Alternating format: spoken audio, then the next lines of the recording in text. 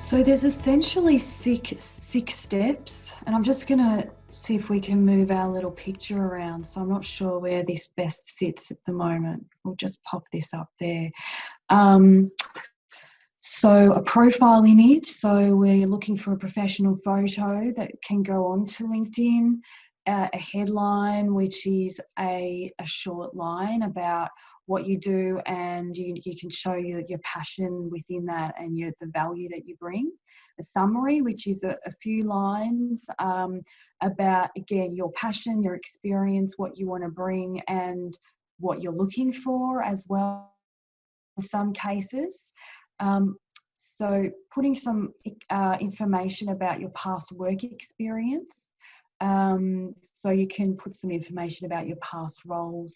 And if you're in the field or in your roles that you've had or have at the moment, if you can actually demonstrate some of those things that you've been doing, photos, presentations, or videos, that can really add to your profile.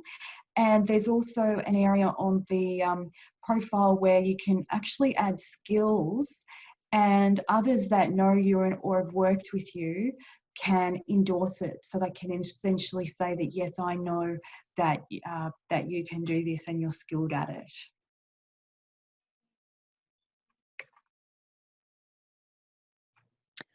Okay, so let's look at some tips for improving your professional profile. It is quite easy to set up your LinkedIn account, and there are videos online that can actually take you through each step by step. So if you go to LinkedIn Learning, that Manal mentioned before, there is a video that can take you through the process of setting up your account.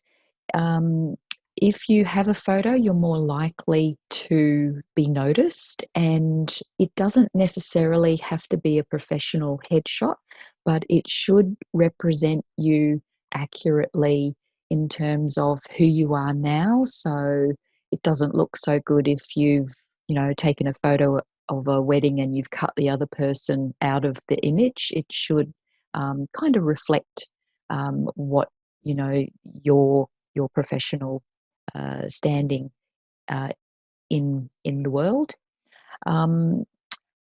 You can also customize the background that your photo sits on, and you can also make that relevant to your industry. So, for example, if you were a herbalist, for example, you might have a background of some herbs just to make it relevant. So you can get creative with it as well. So the idea of your LinkedIn account is you want to grab people's attention. So be thinking about how you can grab people's attention. The other area is your headline. So you want to spend some time thinking about what your headline is. It will automatically default to your job title, but you can go in and edit it. And with your headline, again, focus on keywords, because remember, it's keywords that recruiters are going to use to find you if they're looking for a possible candidate. And think about what your purpose is for having your LinkedIn account. So is that because you're looking for work? Is it because you're looking for other associates? Is it because you're trying to grow your own business in some way? And in which case, get creative with your headline.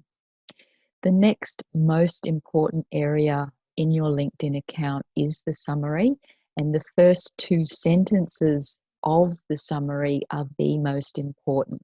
Sometimes it's a good idea to write your summary after you've done your whole LinkedIn account and uploaded your resume details.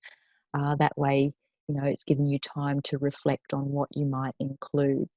But remember, when you're writing your summary, so write it in first person rather than third person, because third person sounds a bit funny.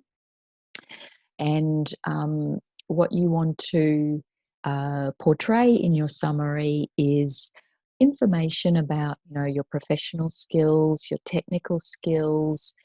You want your personality to kind of shine.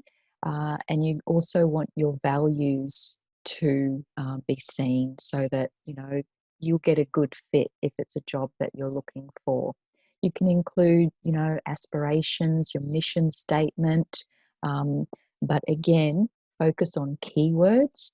And a good way to be aware of what keywords you should be using is to do a bit of research. So go and do some research into job descriptions. You can do that online, you can do it on Seek, you can do it within LinkedIn. There is a job function within LinkedIn. Go there, do your research, research companies, and find out what the keywords that are good for your industry and what you're trying to achieve.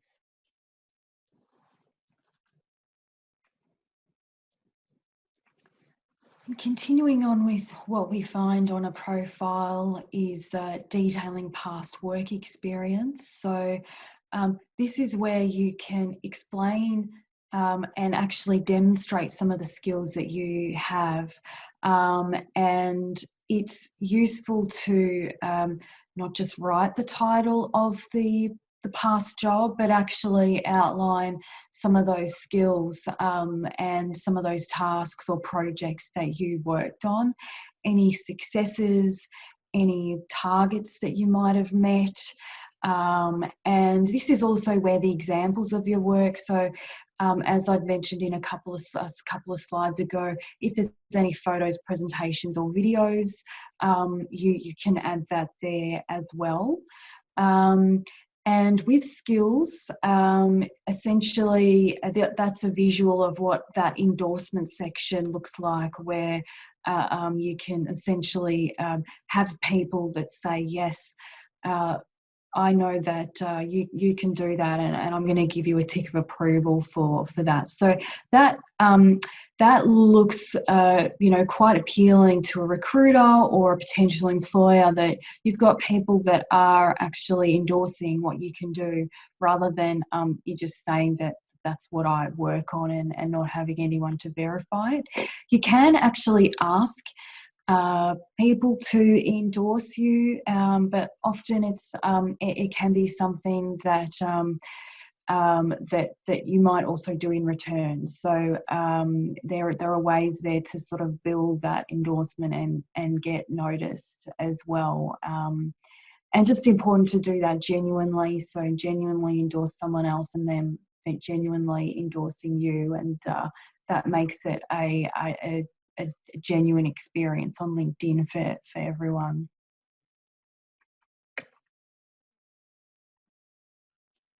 So let's do a comparison with a couple of examples of a LinkedIn profile. So we've got one on the left, one on the right.